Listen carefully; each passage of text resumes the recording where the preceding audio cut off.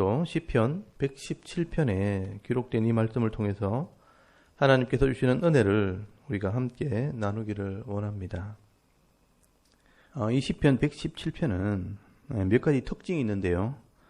그 중에 하나가 이 시편 117편은 성경에서 가장 짧은 시편입니다. 두 절로 이루어진 장이기 때문에 성경에서 기록된 장 중에서는요, 가장 짧은 장입니다. 그래서 혹시나 이 시편 117편이 116편이나 또 118편에 연결되어 있는 시가 아닌가, 여러 사본을 살펴봐도 이 시편 117편은 항상 분리되어 기록이 되어 있는 것을 보면 독립된 장이 맞다는 그런 결론을 내리게 되었습니다. 그리고 이 시편 117편은 성경에서 제일 중앙에 위치한 장이라고 합니다.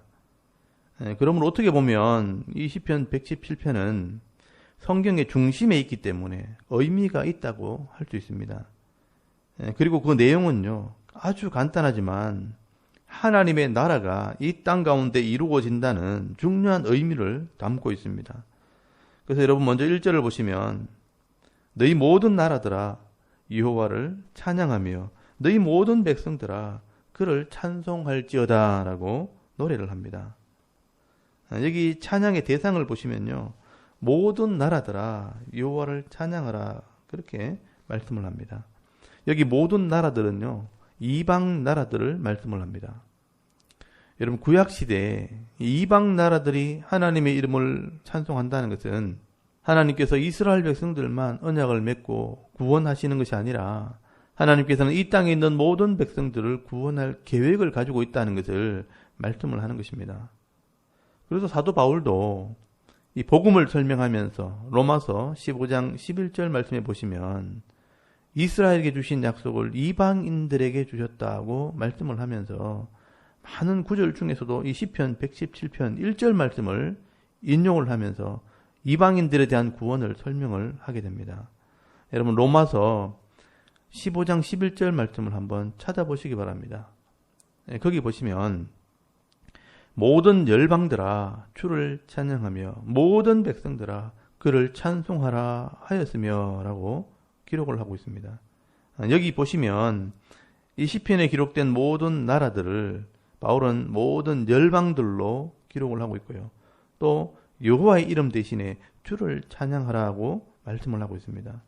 바울은 이 시편 117편 1절 말씀을 해석을 하면서 하나님께서는 이미 구약시대부터 이방인들이 구원받을 것을 아셨기 때문에 열방들에게 주의 이름을 찬양하라고 말씀을 하고 있는 것입니다. 그러므로 이 시편 117편 1절 말씀은요, 한 절 말씀이지만 사실 굉장히 깊은 의미가 있는 말씀입니다. 하나님께서는 예수 그리스도의 십자가를 통해 모든 열방을 구원하실 뿐 아니라 또 이방인들에게 찬송받기를 원하신다는 것입니다.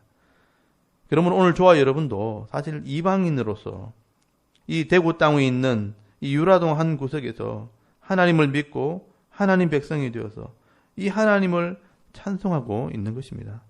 하나님께서 우리를 구원하신 것입니다. 여러분, 오늘도 우리가 해야 할 일이 있다면 아직도 하나님을 알지 못하는 사람들이 주의 이름을 부르며 찬송할 수 있도록 이 복음을 전하며 또 전도와 선교의 사명을 감당해야 하는 것입니다.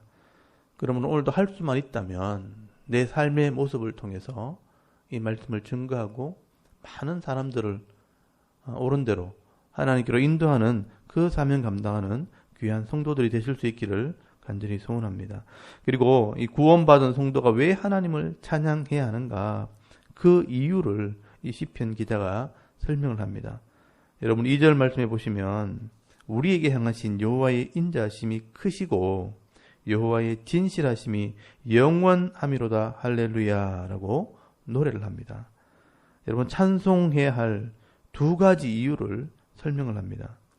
하나는 우리를 향하신 여호와의 인자하심이 크기 때문에 그 하나님을 찬송하라고 말씀을 합니다. 여러분, 죄인들을 구원하신 그 하나님의 인자하심, 그 사랑이 너무나 크기 때문에 그 하나님의 사랑을 우리에게 찬송하라고 말씀을 하는 것입니다. 여러분, 예수님의 제자였던 사도 요한도 사실 이 하나님의 사랑을 깊이 깨닫게 되었을 때 요한일서 4장 8절 말씀해 보시면 하나님께서는 사랑이 얼마나 많으신지, 하나님 안에는 이 사랑이 가득하신 분이라, 그래서 하나님 자신이 사랑이시라라고 말씀을 하는 겁니다.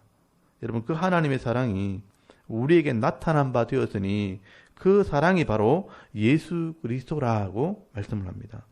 그래서 여러분, 요한복음 3장 16절에 보시면 하나님이 세상을 이처럼 사랑하사 독생자를 주셨으니 이는 저를 믿는 자마다 멸망치 않고 영생을 얻게 하려 하심이라라고 말씀을 하는 것입니다.